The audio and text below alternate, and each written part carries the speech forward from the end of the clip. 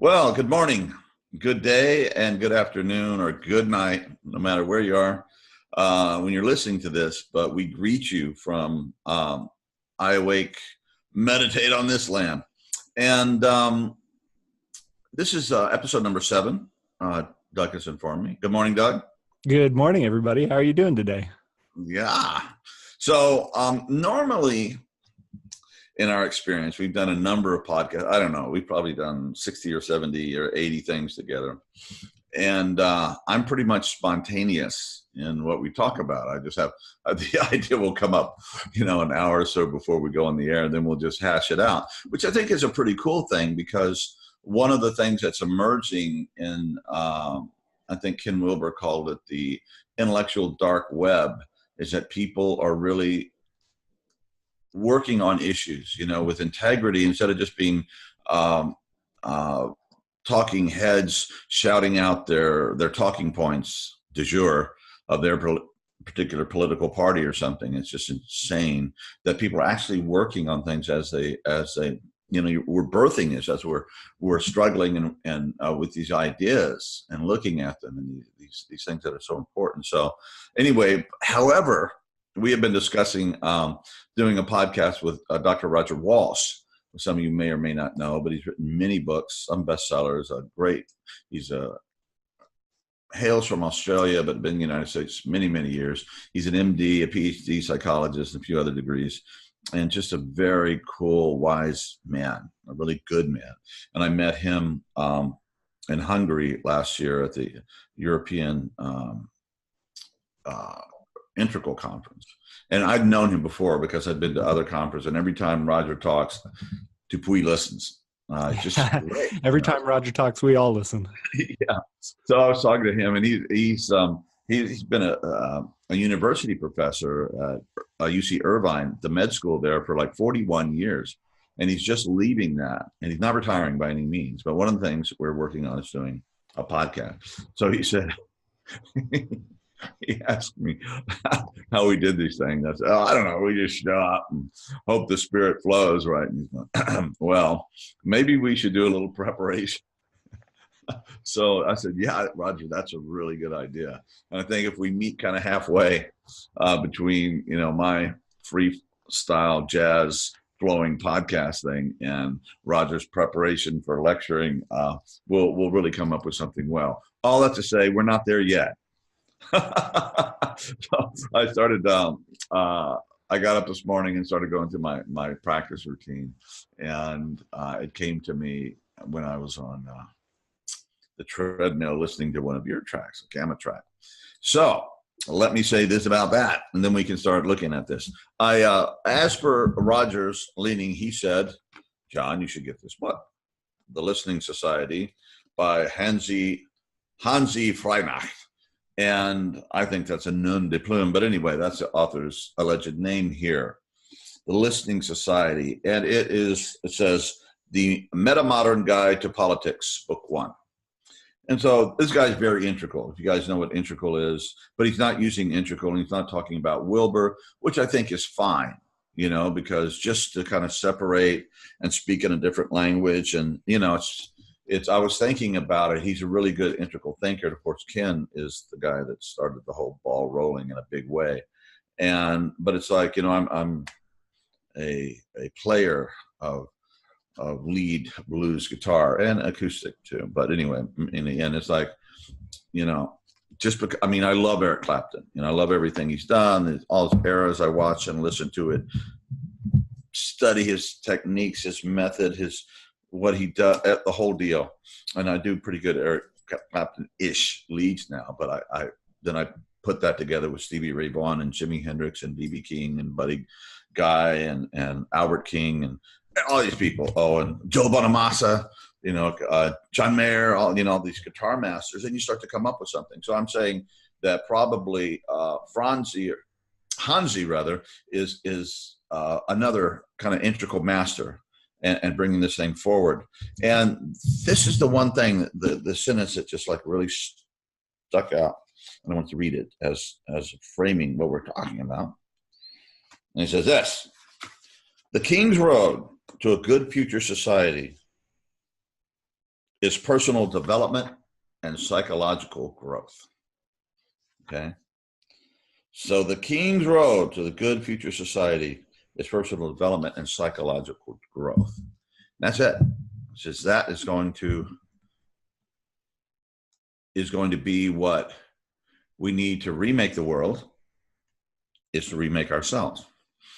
And in the foreword, he's talking about he meditates 3 hours a day and he works out for an hour a day. I said, okay, I can get on with this. And so that's really extraordinary.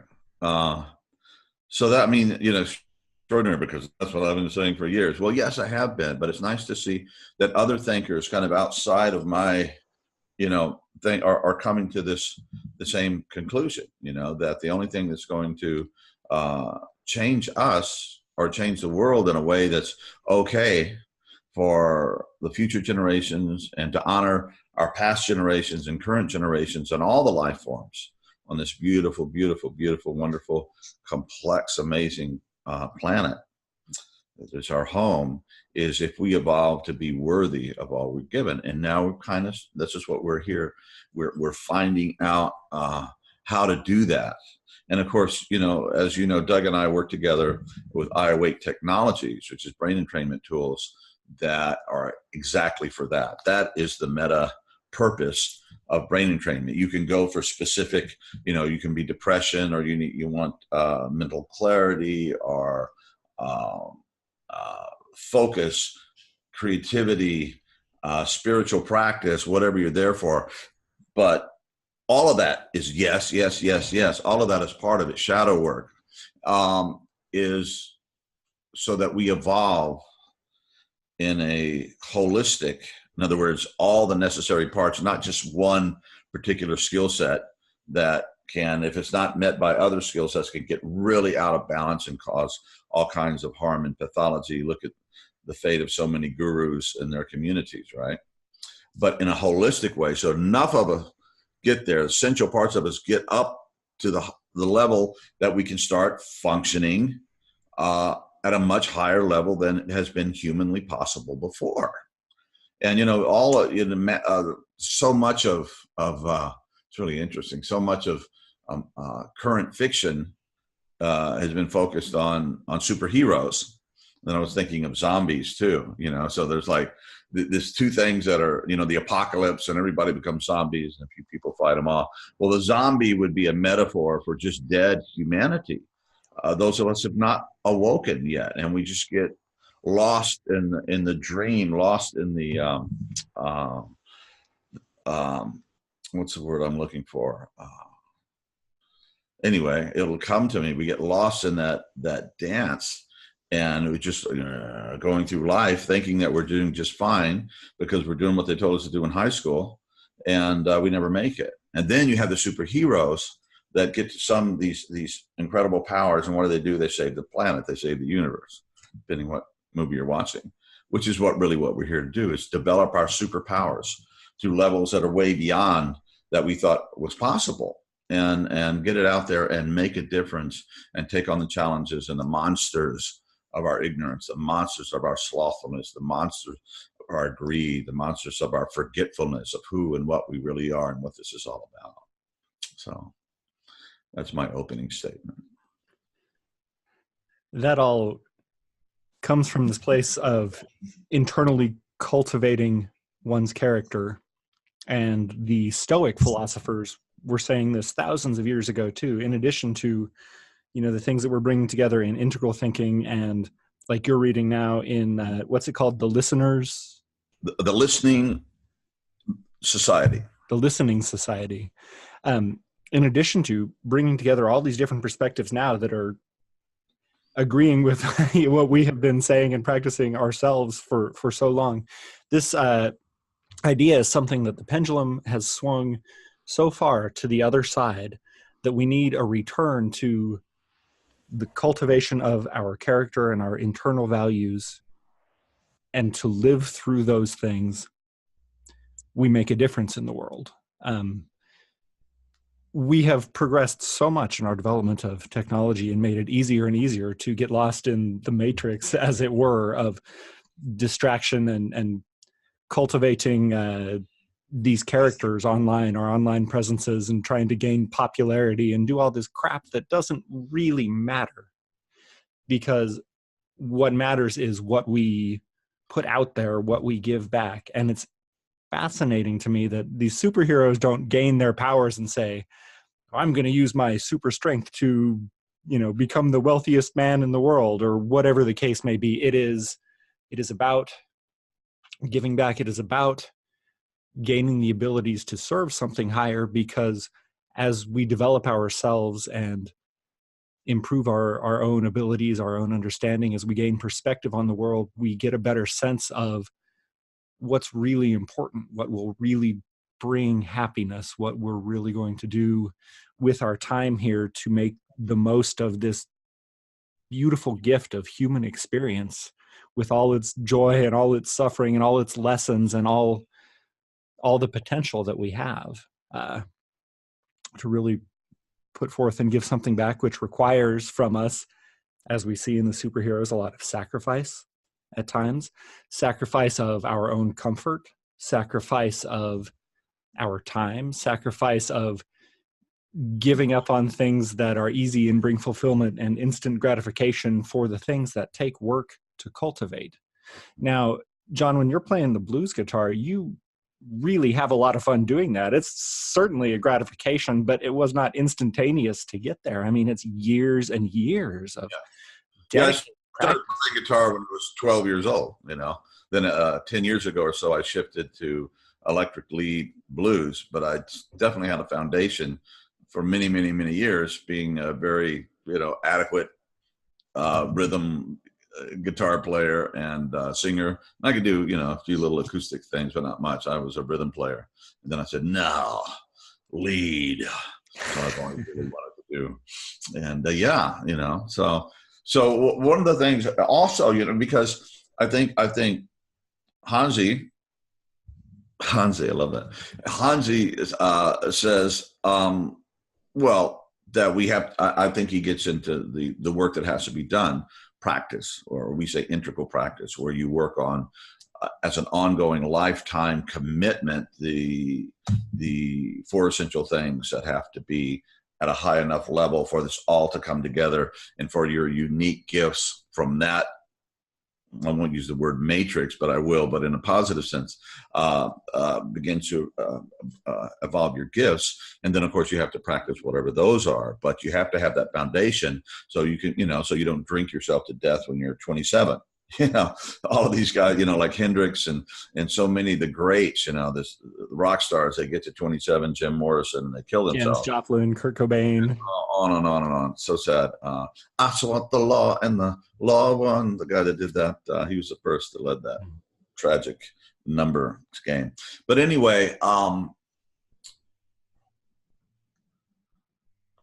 they could have been with, imagine if Jimi Hendrix had lived to be 67.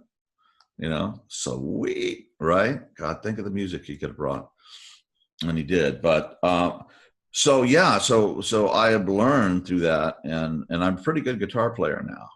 And the two things I work on, besides my spiritual life, my emotional life, creativity, physical health, and all this stuff, is I work on tennis and I work on my guitar playing. And I was listening to a bit of a thing on YouTube today, and she just read the Listening Society, and she says, well, this is my morning routine. Given that, this is what I do. And I think somebody had been working on herself, but the book inspired her to get more focused about it. And I was thinking about that today too. And what did I do today? So I get up, I make coffee for my wife, because she really needs coffee, and take my dog out. And then I come back and I putter around and look at things that I wrote down I need to do today, and look at emails and stuff like that. And then I pick up my guitar, one of my guitars next to me, and I just do I don't know, while I'm reading emails or catching up with stuff, I'm sitting there doing scales or licks or different patterns that I used to practice with, just to get my mind going with that. And later, the guitar practice, the dedicated guitar practice will finish. Then I put on my headphones, and today I'm listening to Doug, a lot of your stuff, and I started training as I get ready to go over to the gym. So when I'm changing my clothes and everything, I have this thing going. And then and I just bought this new house in Louisiana because of family things. We need to be here instead of our beloved home in Utah, southern Utah. But I mean, in this place, I was thinking about me. You know, where did I buy it? Well, it's right across the street from this great club that has a great gym and tennis courts, you know, clay and hard courts. And so it's like, it's practice central for me. You know, I wake up and I see people playing tennis.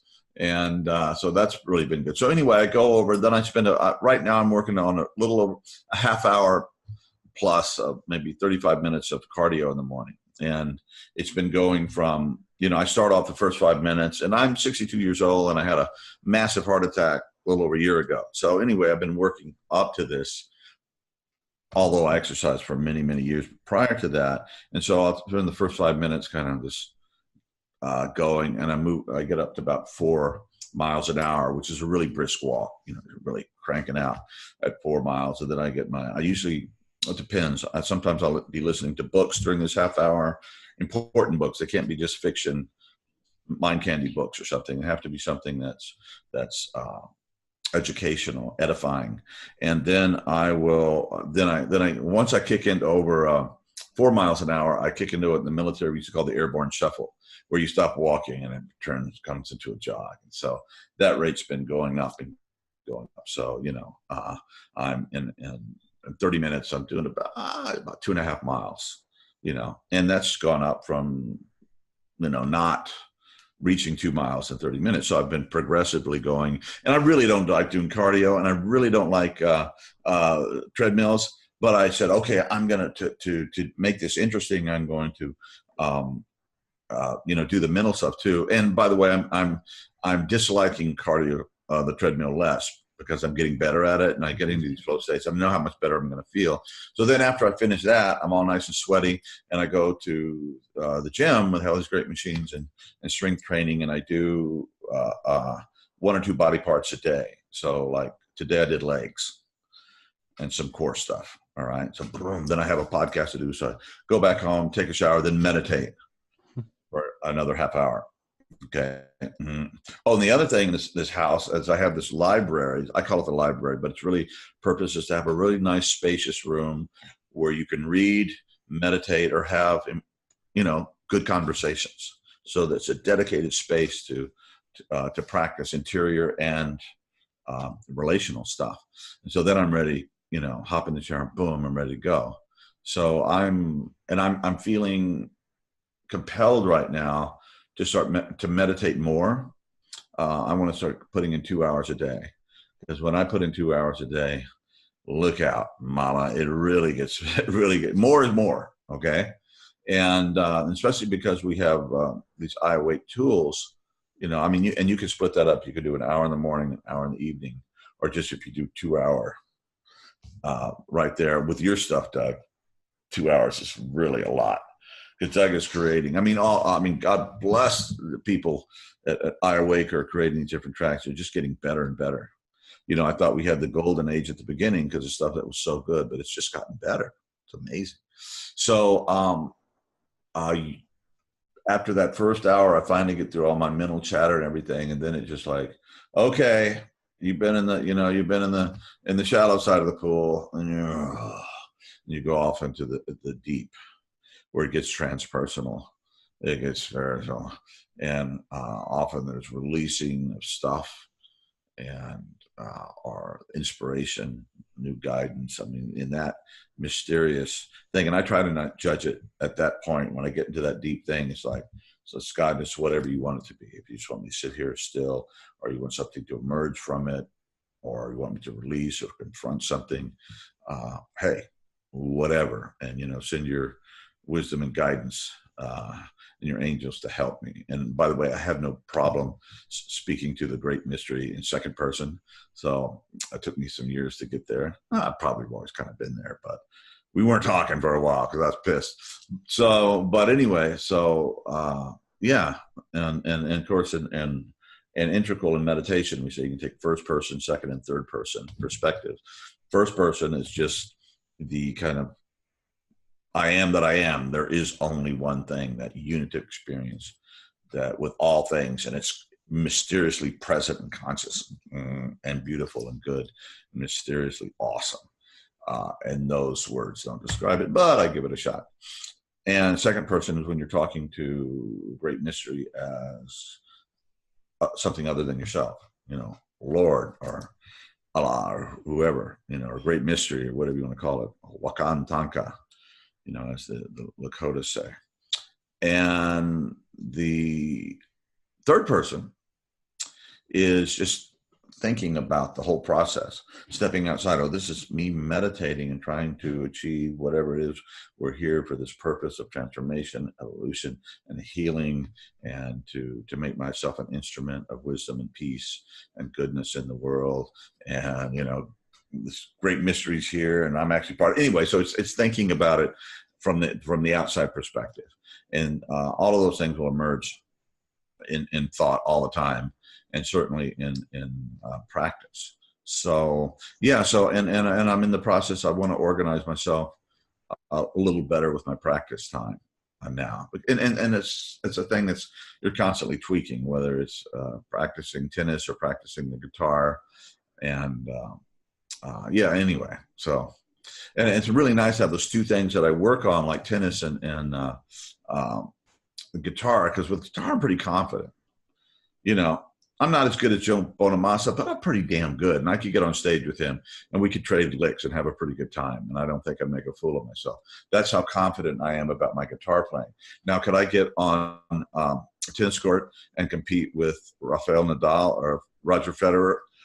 No. Will I ever get to that point?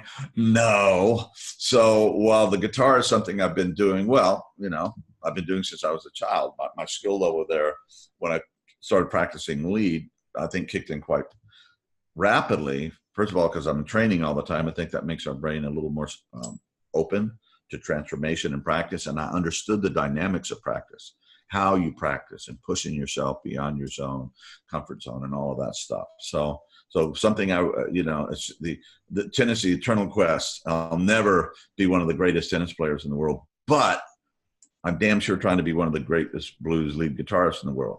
Which is arrogant, I say, well, what the hell? But why not? Why do I have to sit there and go, oh, I never can, and blah, blah, blah. It's like, maybe I can.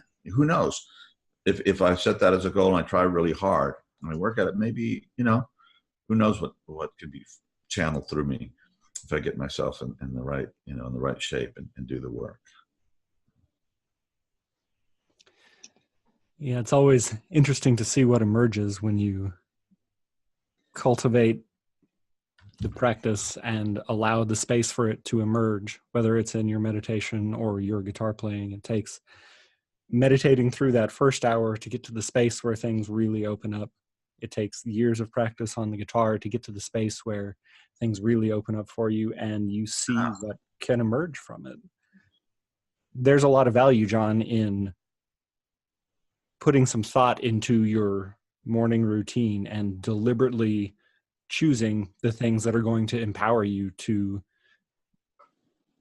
live every day the way you want to live it and give you the most fulfillment and energy and opportunities for growth to give back in the best way. And deliberately cultivating those activities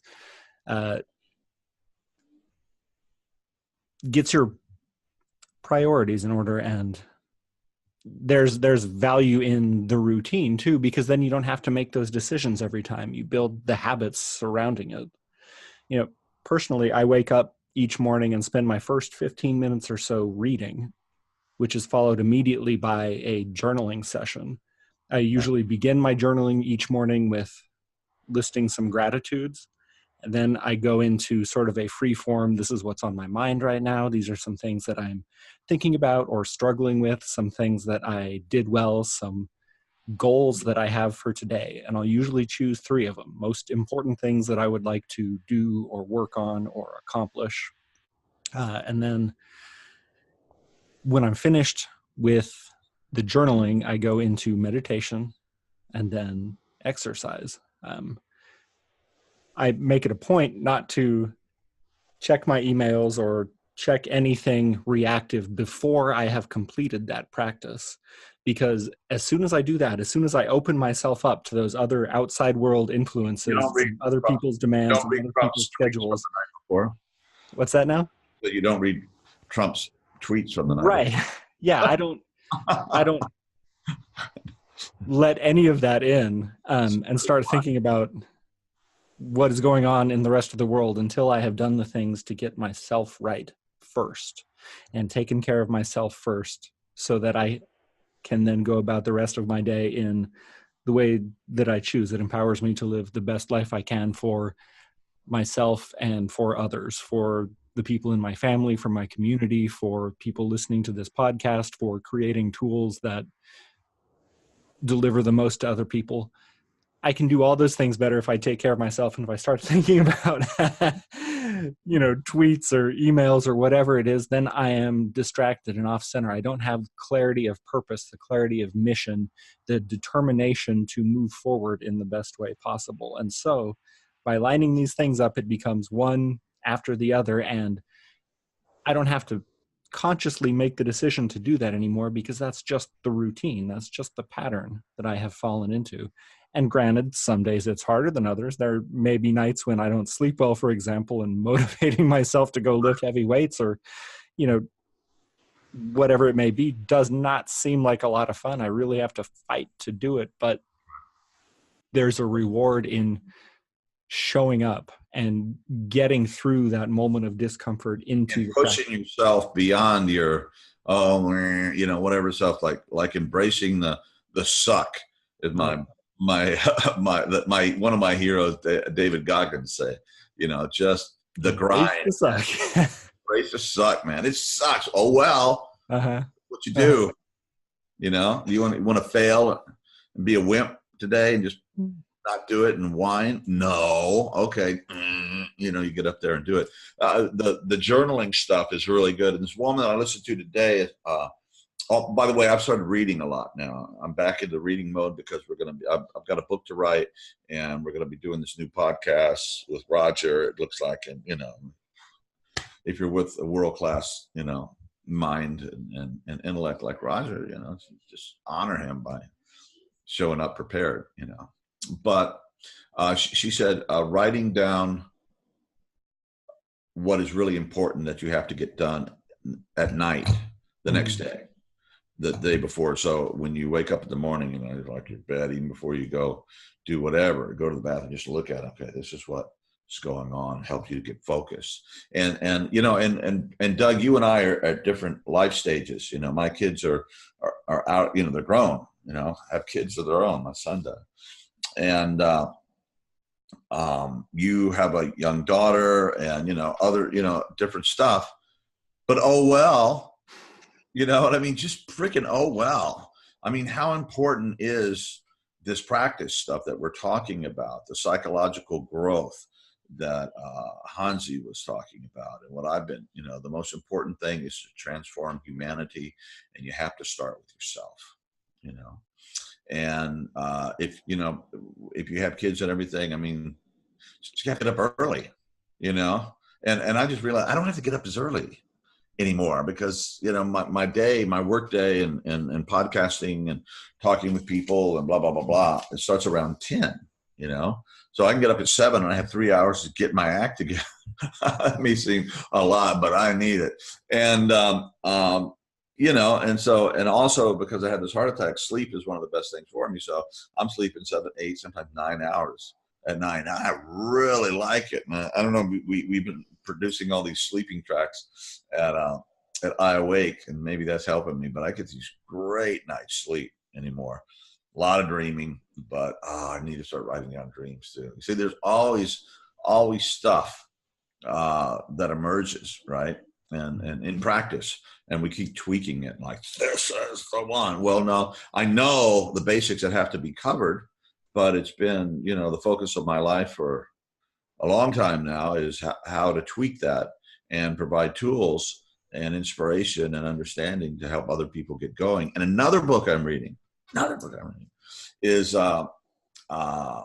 Immunity to Change by Robert Keegan, who's a great developmentalist, resides in Harvard.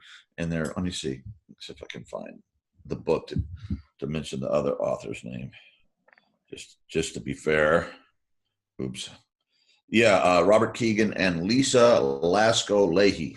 Okay, there you go, Lisa. So, and it's immunity to change, and they're talking organizationally, and I've just got into it, but they're saying, you can go into an organization and present, and of course, Robert has been into developmentalism, in other words, getting to the highest levels of adult development that's possible. And early on, I don't know, just very recently, it was like, once you're 21, that's about it. You've reached your peak, and everything goes downhill developmentally from there. Your brain stops growing, you are who you are, and da-da-da-da.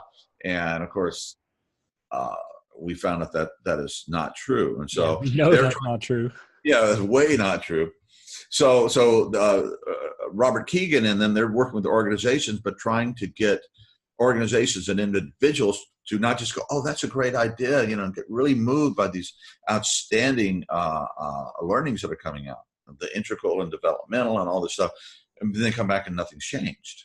So the immunity to change, how do we break through this human tendency not to transform at these higher levels once we've kind of, at any age, we just kind of dumb luck and experience. And, if we had good parents who had money, went to good schools and traveled and read, blah, blah, blah, but there's not that emphasis on it. And most of us won't do it. They said that when people have heart attacks, the doctors recommend changes that can save their lives. And only 1 out of 7 persons does it, even when something, it's like you're going to die probably soon if you don't do this.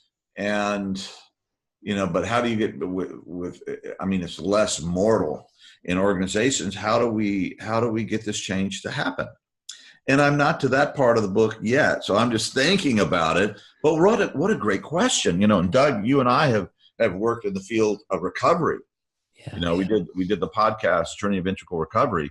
Why would addicts go back to the hell, of drug addiction when there's a capacity, to live a better life? And of course, with integral recovery, to live a transcendent life, to live an extraordinary, superpower-filled life. That's a good question. Let me offer this, John, from a purely upper right quadrant perspective of looking at the physicality of it and the neuroscience of it. Exercise and meditation are two things that really empower us to change because they both profoundly affect our neurogenesis, right? Exercise and meditation are instrumental in creating of BDNF, the brain-derived neurotropic factor, which enables us to grow and change and make these changes to whether we're learning a new skill, learning new ideas, learning new ways of relating to other people, learning new ways of coping with challenges, trying to change our behavior. We have to lay down new neural pathways in order to do that, which involves new brain cells and new raw material. Which is the meaning of your neurotropic, unpack that phrase.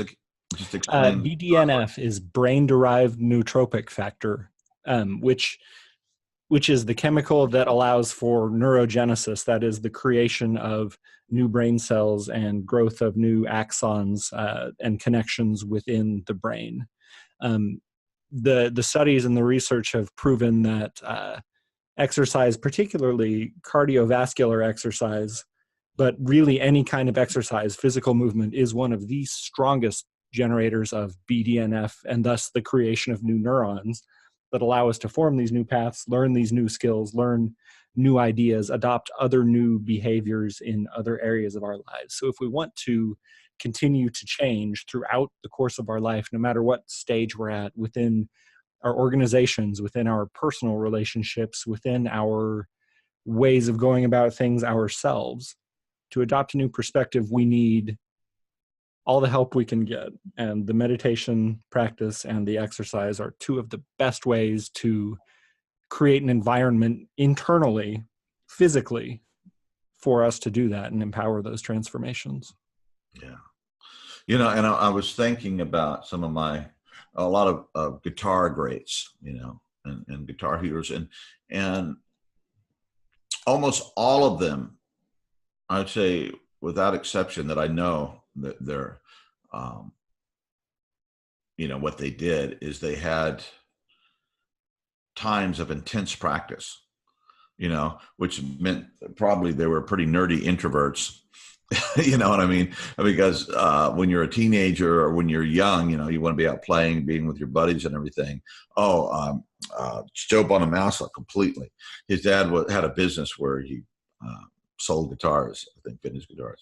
And so he had access to guitars, and they would have to force him out of his bedroom to go outside and run around, or maybe with other kids, because he just wanted to play hours and hours and hours and hours. And Clapton definitely went through that.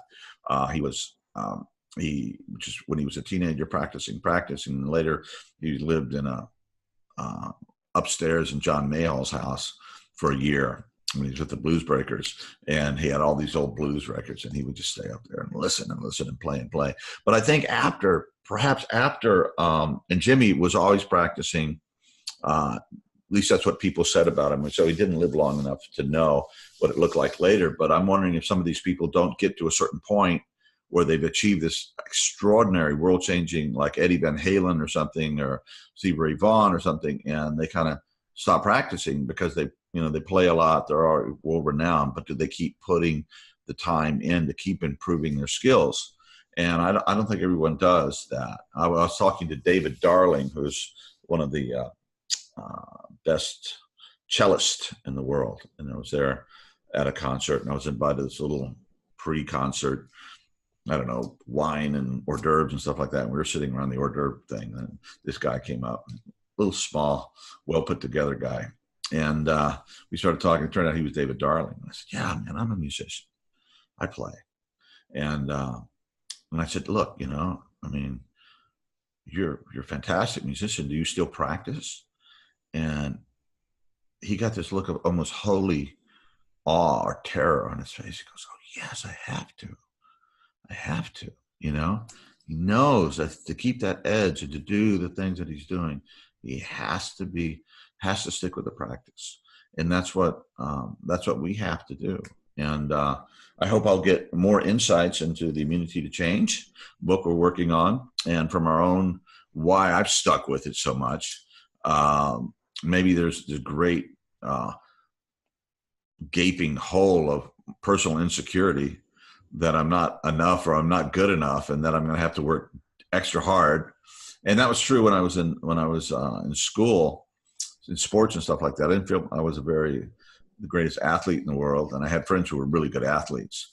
So I said, God, if I'm even going to be on the team with these guys, I'm going to have to really, really practice, and just to be good enough. And to me, at that point, being good enough to be on the team and be first string was like a big freaking deal, And I wasn't the quarterback or the running back or any of the sexy positions, but, I was playing. Oh, and one other thing, I started studying martial arts and judo really young, long before Bruce Lee, and and I got pretty good. And I won second place and age division above mine because I was big. So when I was like 12, so they put me with the 13-year-olds, and there's a massive amount of growth that happens between 12 and 13. So I was fighting these big monsters, and I placed second. But anyway, when I was kind of a hippie football player, kind of couldn't find my identity. I had friends on both sides of that, and boy, they were antithetical. They didn't like each other. And so we had, before football practice, we had a big wrestling thing, and I out wrestled the whole team, one after another. Boom, boom. And they just thought I was this weird hippie. I didn't say, well, I've been studying judo for years. It was a lot of floor work and everything, but I took them all out. I was like, wow, I was able to, all these jocks and these tough guys and blah, blah, blah, the jock heroes of our little world there. I was able to beat them all in wrestling, just, because I had actually worked at something. So all that to say, I have understood practice from an early age, and I understood integral practice and what kept me at it, sense of mission, purpose, duty, insecurity. I don't care, whatever gets you to the game, right? Whatever gets you to the show. And then over time, hopefully, whatever the neurotic reasons, bless them all, will transform into higher purpose, as they should, as we grow. So, well, one of the things that we have learned again and again in the course of research that has emerged is this idea that I think you would very much get behind. I certainly do, that hard work will outperform talent every time.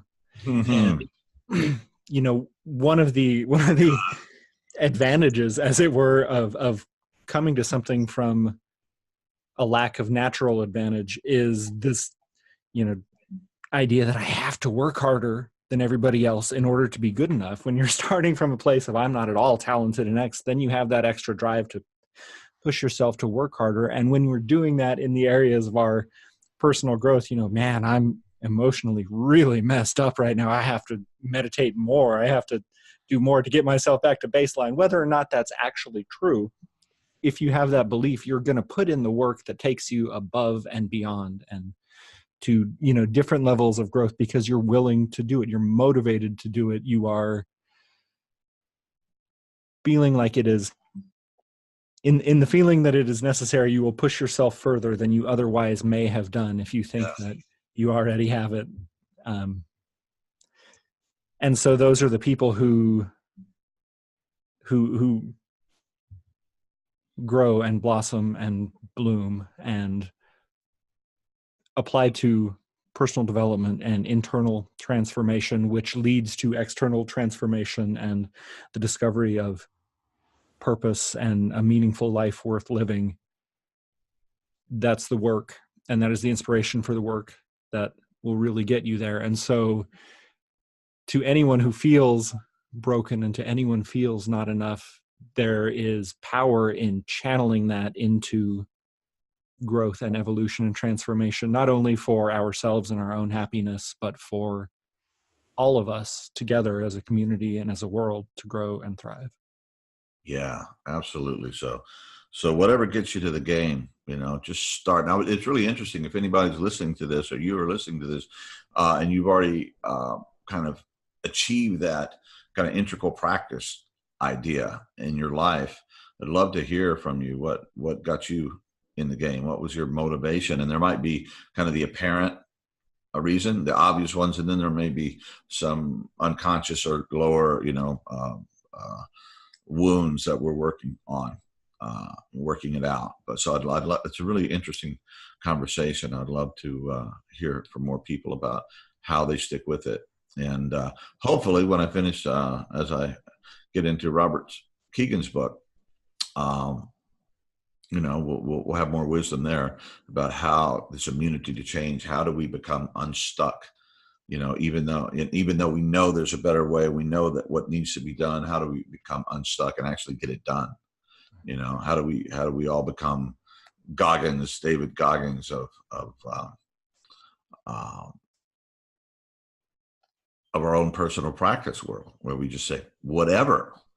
And of course, Goggins was so messed up. I mean, psychologically, emotionally, abusive, violent, asshole father, right? And just all this stuff and learning disabilities and terrible self-esteem and everything. And he just said, man, if I'm these things I want to do, I'm going to have to work harder than anybody ever worked because I suck so bad. And I think that's not a bad thing. Instead of saying I'm okay, you're okay, it's all nice. Yeah, well, on a certain deep level, yeah, we're all okay, right? But on individual level and kind of this reality, no, we're not all okay. Most of us are wounded. We have all kinds of issues, and we are not anywhere near achieving our potential and gifting the world with what we got. So that's why we got to get down and get funky and just take whatever motivation or whatever neurosis or whatever wounding and just put it in there and grind it out and get to the game. And the game is great. And when you get in the zone, sorry about that, folks. You think a guy who's done God knows how many podcasts, I'd learn to turn the phone off. But there it is. It wasn't my dog. It was my phone. So, yeah. So, hey, whatever it takes, let's figure this out. And we'll be exploring that in the podcast to come. Meditate on this, right? How do I get myself meditating? How do I ratchet up? How do I polish it? How do I use the best tools available to me? What kind of, what am I doing in my life? Do I have young kids? How do I get my time in? Well, you got to get up early, then you got to go to bed earlier, probably. Whatever it takes, make that commitment. And then after a while, it just becomes just built in, and you just do it. When I had my heart attack, as soon as I got out of the emergency room where they, opened up this heart valve and did all this stuff, I was in my ICU in the bed, and I had a phone, earbud, meditation started right away. It's just what I did. So I think it was a great meditation. I got to a beautiful, incredible place, and I was never scared of dying, interestingly enough. And that's one of the things that meditation and does at another level is prepare one for death, because it's inevitable. When you go through the death of the self in meditation on a daily, on and ongoing basis, you find out that beyond that sense of self, we are something much greater than we thought. Infinitely greater. So there it is, folks. And we'll be hammering this out and working on it. And thank you for your encouraging emails. We stopped doing this for a while because I was in transition. Doug, you were in transition anyway. And the email said, come on, you gonna do some more? It's like, wow, we done. So that really helps. It's a really inspiration, and it gives purpose and meaning to what we're doing. So, hey, Doug, always good hanging out with you, brother. Yep. Yeah, appreciate it, John. Always love our conversations. Everybody else, if you would like to know when we're posting our episode, if you'd like to get a notification, hit the like button and the notification bell just down below the video here, and then you'll get an email that tells you when we're on with a new episode. Okay, namaste, y'all. Love you. Out here.